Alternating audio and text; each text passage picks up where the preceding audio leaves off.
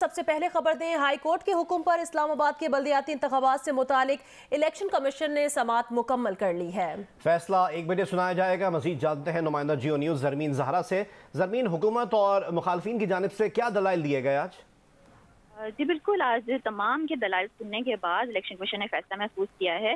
सबसे पहले इस्तफसार किया गया था इलेक्शन कमीशन की जानिब से, जो हुकूमत की तरफ से पेश हुए थे साबिक अटॉर्नी जनरल अशरफ साहब। उनसे पूछा गया कि क्या मरदमशुमारी हो चुकी है जो आपने इस्लामाबाद की आबादी बढ़ाने की बात की जा रही है। तो उन्होंने बताया कि दारुशुमारियात में इस्लामाबाद की आबादी में इजाफे का बताया है। माजी में भी शेड्यूल जारी होने के बाद इलेक्शन मुलतवी किए गए हैं। इलेक्शन कमीशन बड़ी तादाद में शहरियों को इनके हकूक से महरूम नहीं कर सकता। वफाकी हुकूमत इस्लामाबाद में यूनियन कौंसिल में इजाफे से मुतालिक कानून साजी कर चुकी है और इलेक्शन कमीशन नए कानून के मुताबिक इस्लामाबाद में दोबारा से जो है वो हल्का बंदियां करे। 6 महीने पहले तक तो ये तादाद इतनी नहीं थी। 6 महीने में कैसी हो गई। मेंबर कमीशन जो थे निसार दुरानी, उन्होंने ये इस्तफसार किया, तो जिस पर इश्तर साफ ने कहा कि नादरा के डाटा का जो है वो मुकम्मल तौर पर दोबारा से जायजा लिया गया है। हमारी गलती की वजह से हम नहीं चाहते कि आबादी का बहुत बड़ा हिस्सा जो है महरूम हो जाए। जिस पर चीफ इलेक्शन कमिश्नर ने रिमार्क्स दिए थे कि 2 मरतबा पहले भी हल्का बंदियां हो चुकी हैं। हुकूमत को ये ख्याल पहले क्यों नहीं आया। अब जब शेड्यूल का ऐलान हो चुका है तो यूसेज बढ़ाने की बात की जा रही है। हुकूमत ने कमीशन को एक पेचीदा सूरत हाल में डाल दिया है। चीफ इलेक्शन कमिश्नर का ये भी कहना था कि हम इस सिलसिले में पार्लियामेंट को भी लिखेंगे कि गवर्नमेंट जो है लोकल गवर्नमेंट इलेक्शन बर वक्त होने चाहिए। कोई ऐसी कानून साजी हो कि लोकल गवर्नमेंट इलेक्शन अपने वक्त पर हो। इस पर चीफ इलेक्शन कमिश्नर ने यह भी कहा कि गलती जो है वो एक बार होती है, 2 बार होती है, लेकिन बार बार नहीं होनी चाहिए। जब अशरफ साहब ने अपने दलाइल मुकम्मल कर लिए तो बाबर अवान ने अपने दलाइल देते हुए कहा कि इस केस में पार्टी हुकूमत है और उसको एक पार्टी के तौर पर ट्रीट करना चाहिए। बल्दियाती इंतखाबात के हवाले से अभी तक कोई हतमी मंजूरी नहीं हुई। बिल पर दस्तखत जो है वो सदर मुमलिकत नहीं करना और सदर मुमलिकत जो है 1 जनवरी तक इसको वापस भी भिजवा सकते हैं। हाई कोर्ट के हुक्म पर इस्लामाबाद के बल्दियाती इंतखाबात से मुतालिक इलेक्शन कमीशन ने समाअत मुकम्मल कर ली। बहुत शुक्रिया ज़मीर ज़हरा अपडेट करने के लिए। वेदर अपडेट आपसे शेयर करें। महकमे मौसमियात की मुल्क के बालाई इलाकों में बारिश और पहाड़ों पर बर्फबारी की पेशगोई। तवील और मजीद अपडेट है कि तवील खुश्क मौसम के बाद मगरबी हवाओं की लहर बलूचिस्तान में दाखिल हुई है। पहाड़ों पर बर्फबारी की तवक्को है।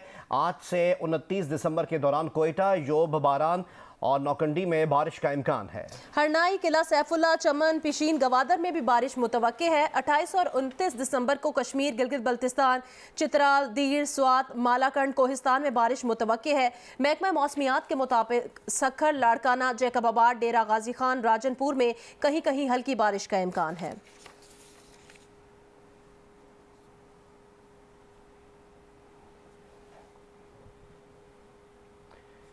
धुंध और ख़राब मौसम की वजह से कराची से मुल्क के दीगर शहरों के लिए निकलने वाली ट्रेन्स बर वक्त रवाना नहीं हो सकी।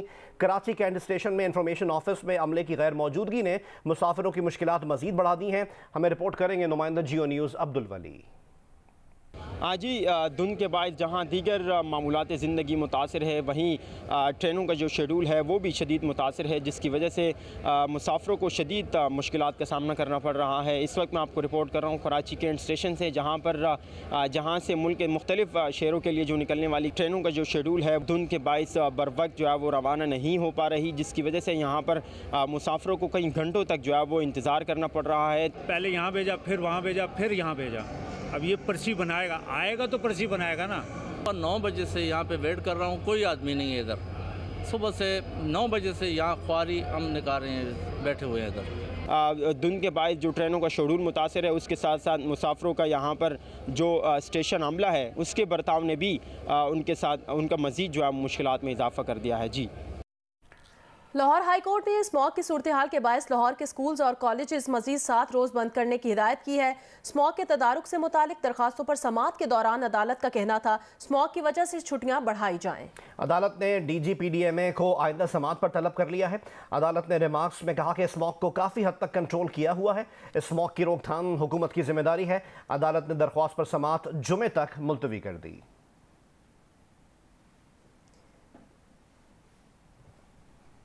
सर्दी के बायस लाहौर के मुतादिद इलाकों में गैस प्रेशर कम हो गया है। लोग महंगी LPG और लकड़ियां इस्तेमाल करने पर मजबूर हैं। खाने और नाश्ते के वक्त गैस गायब रहने लगी है। लाहौर से रिपोर्ट करेंगे जवाद मलिक। हाँ जी बिल्कुल, हम देख रहे हैं कि सर्दी की शिद्दत के साथ ही कई रोज़ से जो लाहौर के बेशतर इलाके हैं वहाँ पर प्रेशर हमें कम दिखाई दे रहा है, और कुछ इलाकों में जिसमें इचरा, समनाबाद, मुस्लिम टाउन, फ़िरोज़पुर रोड की आबादियाँ, सब्ज़ाज़ार, उसके अलावा बंद रोड है और रायविंड रोड, यहाँ पर तो हम देख रहे हैं कि गैस सिरे से ही गायब है, और लोग फिर जाहिर है मुतबादल के तौर पर या तो महंगी LPG खरीदते हैं या फिर महंगी लकड़ी खरीदते हैं। तो उनका इससे ना सिर्फ इससे उनका बजट मुतासर होता है, बल्कि खाने पीने के औकात में उन्हें इंतहाई मुश्किलात का सामना रहता है, बाज़ार जाना पड़ता है और महंगी अशिया खरीद कर अपना गुजारा करना पड़ता है। कोयटा के इलाके मगरबी बाईपास पर इलाका मकीन गैस प्रेशर के मसले के खिलाफ शदीद एहतजाज कर रहे हैं। तफसीलात बताएंगे वहां मौजूद जियो न्यूज़ के नुमाइंदे सलमान अशरफ।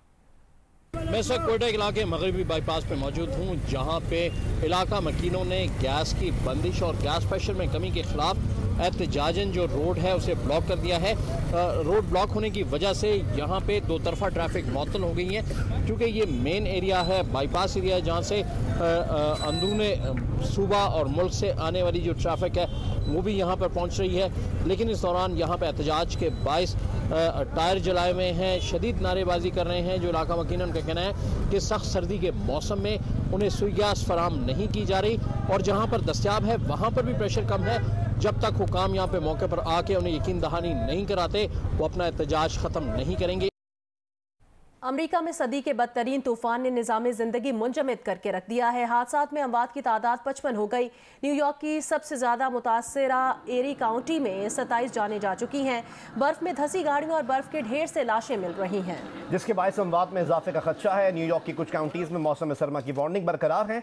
व्हाइट हाउस की सूरत हाल के बायस बफेलो का नियाग्रा इंटरनेशनल एयरपोर्ट कल सुबह तक के लिए बंद है।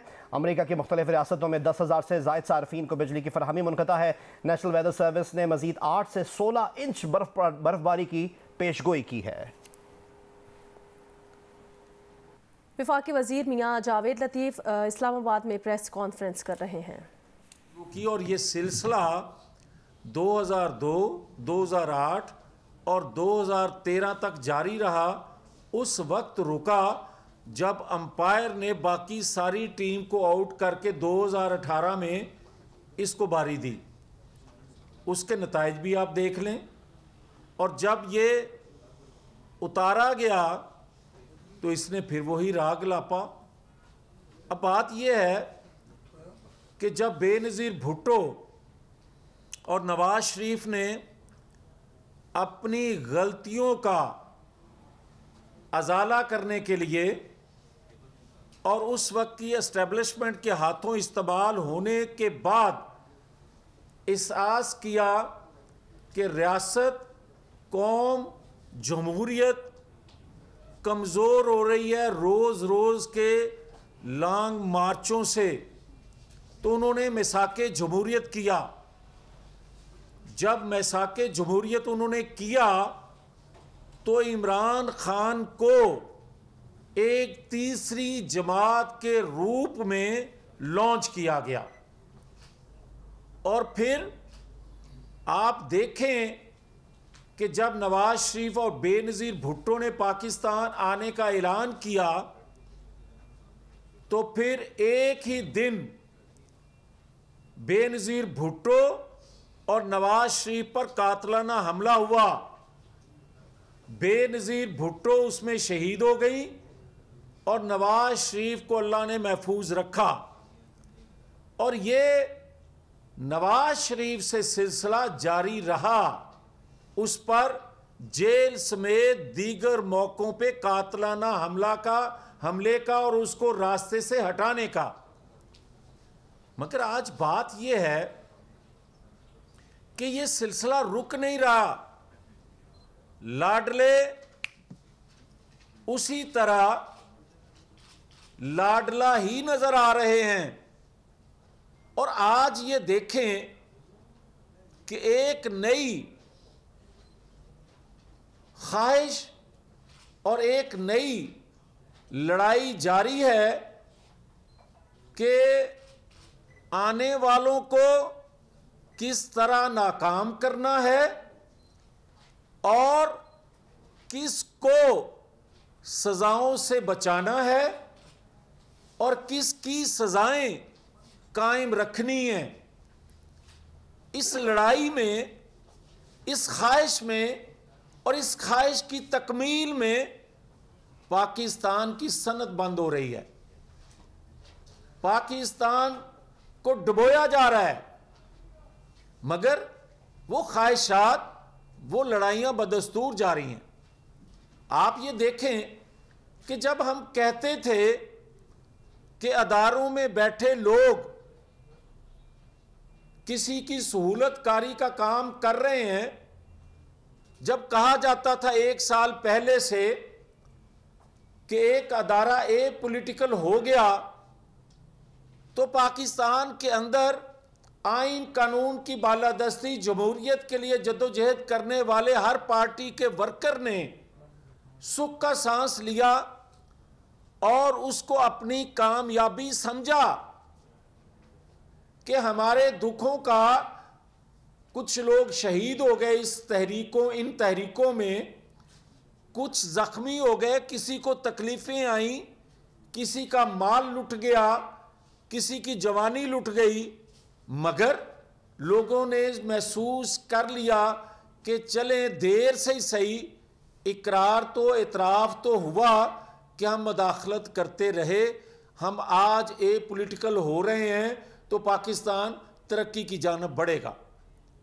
मगर 7-8 माह के इस अरसे में भी, हुकूमत के इस अरसे में भी, मैं नहीं कह रहा, सूबाई हुकूमत के आज के इत्तेहादी,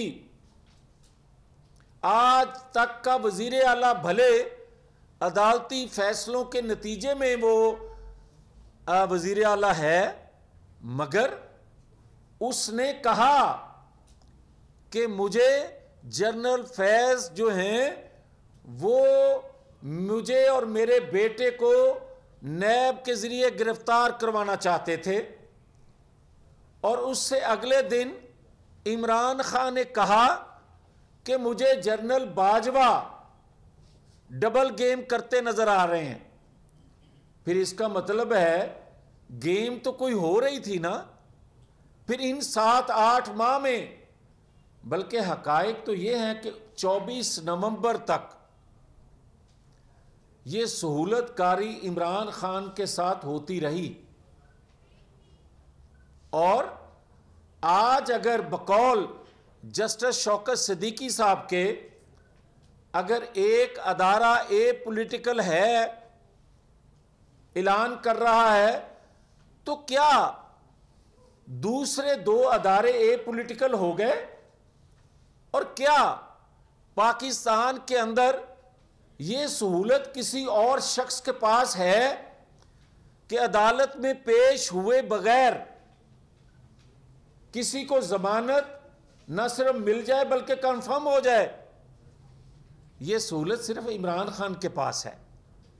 और क्या अगर आज जस्टिस साकिब निसार हो या जनरल बाजवा, जनरल फैज या दीगर जो सहूलतकारी का रोल अदा करते रहे, मुझे बताएं कि इतराफ़ करने के बावजूद भी कि हमसे गलतियां हुई, नवाज शरीफ बेगुनाह था, हमने उसको सजा दी, तो मुझे कोई बताए ना कि आज अगर इक्का दुक्का नाइंसाफियों पर होने वाली सजाओं पर इक्का दुक्का फैसला आ जाए, उस बेगुनाह के हक में तो कहा जाता है एनआरओ मिल गया।